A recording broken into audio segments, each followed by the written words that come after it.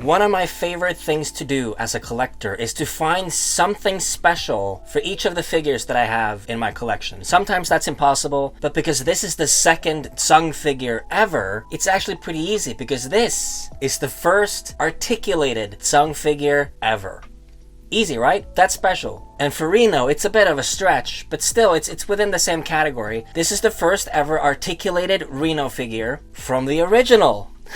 And this might sound silly, but considering how old the original game is, and how much merch and how many figures there are from Final Fantasy VII, it's cool that we're still getting stuff that in some way can be considered brand new and has never been done before. And as a collector, I love details like that. Let's start with the most special boy. Oh, whoops. He feels good already. Like, this is a good weight for this figure. Wait a minute. What the... Have they printed on an additional mole on his chin? I've never seen that before on any of my figures. Just a random dot on someone's face. And it looks fairly similar to the mole that he's supposed to have on his forehead. It's bothering me how close it is to the mouth, so it's gonna be real tricky to remove it without doing anything to the mouth. But I'll see about that. That is very disappointing and it's very unfortunate. I'm interjecting from the future to let you know that I was able to remove the dot. And the way that I did that was by using a Q-tip and dipping it in just a tiny little drop of alcohol. You don't need a lot. You don't want it to run and go places that you don't want to. All I did was rubbing it very carefully like this until it very slowly faded away. And now this figure is perfect. I will mention it again in this video, but know that it has already been fixed. So back to the video.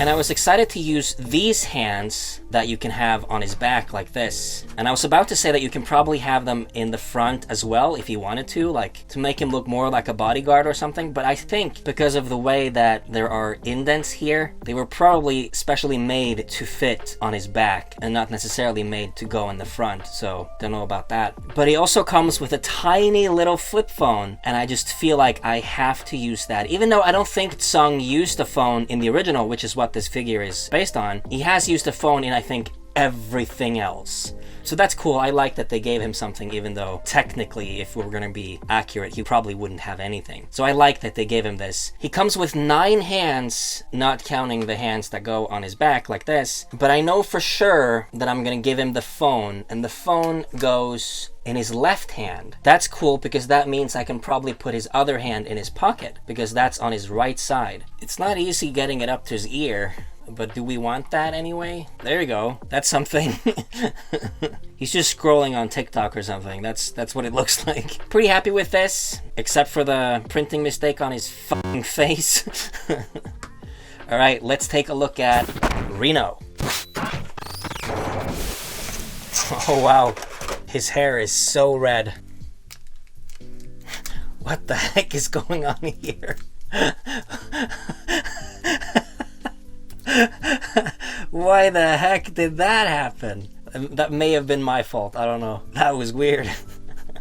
At least there doesn't seem to be any flaws with this one. His left shoulder is a bit weird. This is the issue with all of these, and it's kind of the issue with all of the Play Arts Kai. They're all kind of awkward and weird as soon as you get them out of the box. And then you have to sort of work with them, push every little thing into the right position. And as soon as you find a nice pose, you're like, that's it. No more touching. Or at least that's how it is for me. This is not bad. It looks like Reno from the original. He has a very small chin and a really big forehead. Like, Reno was always kind of creepy and sleazy and kind of weird looking in the original. And then he became like a fan favorite, so they sort of sexified him.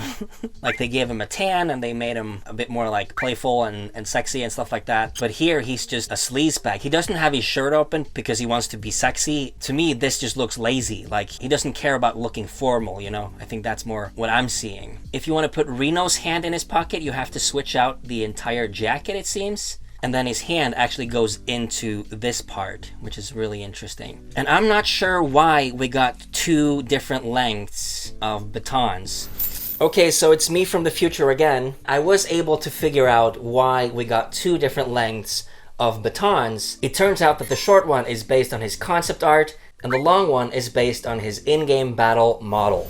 And to get him to hold the batons, you actually have to remove the pommel and then slide it in. You can't really get it over his shoulder either, so it doesn't look like it's made to do that.